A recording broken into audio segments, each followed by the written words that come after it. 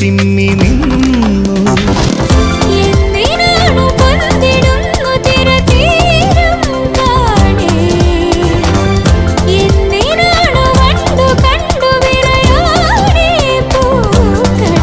പറയൂ മനമേ, ചൊരിയൂ മധുരം പ്രിയതേ, എന്റെ ഹൃദയതാളം മുറുകിയോ,